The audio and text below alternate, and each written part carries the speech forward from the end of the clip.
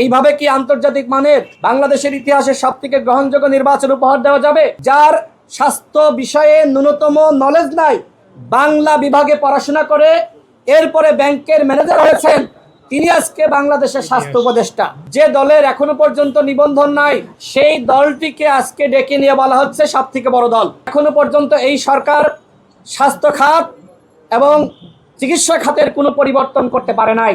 যাকে স্বাস্থ্য উপদেষ্টা হিসেবে দায়িত্ব দেওয়া হয়েছে, তিনি কতটুকু দায়িত্ব পালন করতে পারছেন? এই যে ঢাকা মেডিকেলে আমরা গেলে দেখি যে বারান্দায় রোগীরা, পা ফেলার জায়গা নাই। 1 বছরে সরকার এখনো পর্যন্ত এই স্বাস্থ্য খাতের কোনো পরিবর্তন করতে পেরেছে? এছাড়া দেখেন এই যে আইন শৃঙ্খলা পরিস্থিতি, আমরা বারবার বলছি, আপনারা যেহেতু বলছেন যে বাংলাদেশে আপনারা অবাধ সুষ্ঠু নিরপেক্ষ নির্বাচন উপহার দিবেন, কিন্তু সেই নির্বাচনের জন্য নির্বাচনী পরিবেশ তৈরি করতে হবে না? এখনো পর্যন্ত গ্রামগঞ্জে মারামারি, হানাহানি, বিদ্বেষ, রাহাজানি, এগুলো কেন? এইভাবে কি আন্তর্জাতিক মানের বাংলাদেশের ইতিহাসের সবথেকে গ্রহণযোগ্য নির্বাচন উপহার দেওয়া যাবে?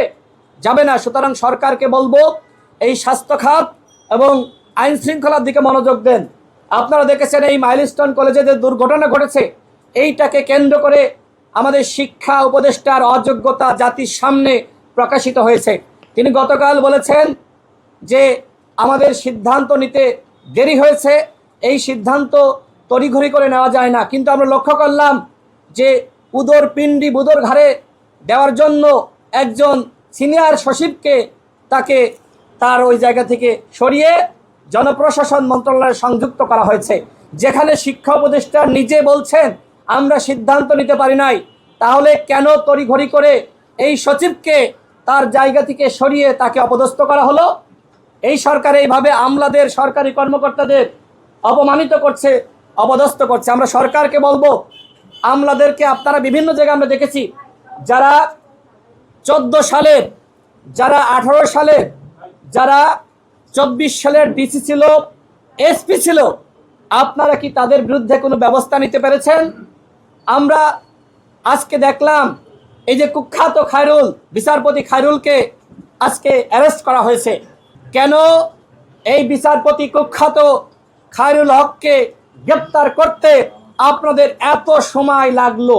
যারা আওয়ামী লীগের আমলের বিচারপতি ছিল, যারা বাংলাদেশকে ধ্বংস করেছে, বিচার বিভাগকে ধ্বংস করেছে, তাদেরকে এখনো পর্যন্ত কেন অ্যারেস্ট করা হচ্ছে না?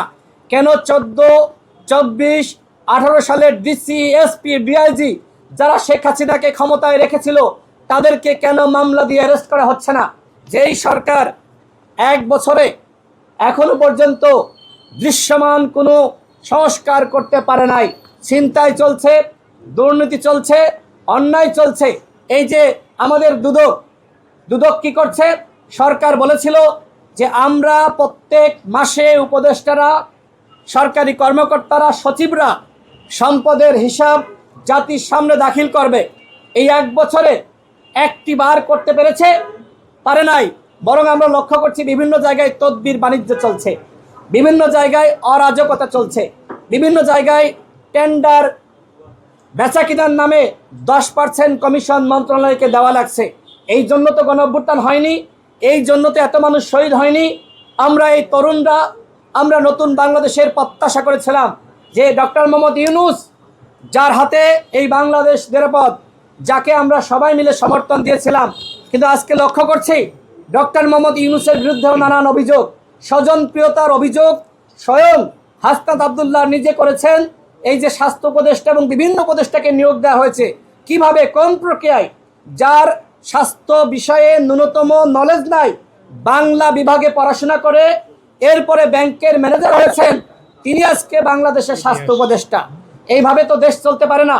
আমরা সরকারকে বলবো, আপনাদের হাতে যতটুকু সময় রয়েছে এই সময়টা কাজে লাগান, দলগুলোর সাথে বন্ধুত্ব বাড়ান, সম্পর্কের উন্নয়ন করান। যে উদ্যোগ নিয়েছেন সেই উদ্যোগকে আমরা সাধুবাদ জানাই।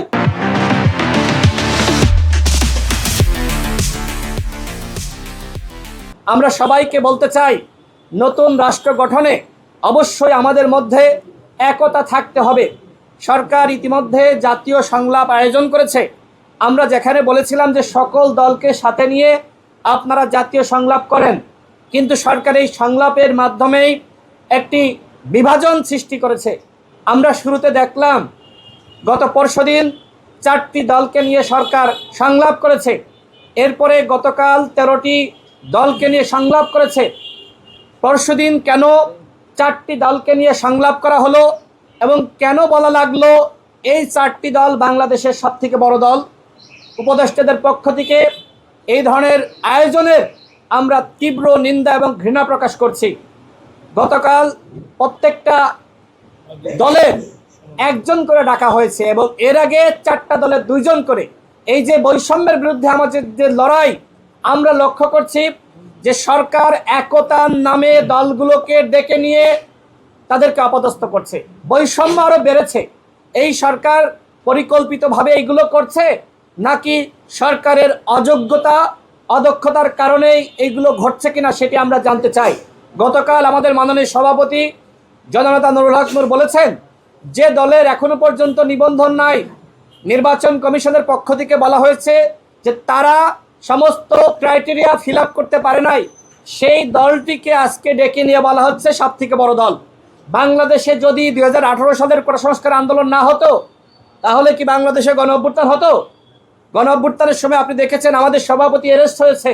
তিনি ওই সময় ঘোষণা দিয়েছিলেন সরকারের 90% পতন হয়ে গেছে, আর বাকি 10%। আবু হানিফ অ্যারেস্ট হয়েছিল। কিন্তু সরকার আজকে যারা গণ অভ্যুত্থানের শক্তি তাদের মধ্যে সাম্য বজায় রাখতে পারছে না, বরং বৈষম্য সৃষ্টি করছে।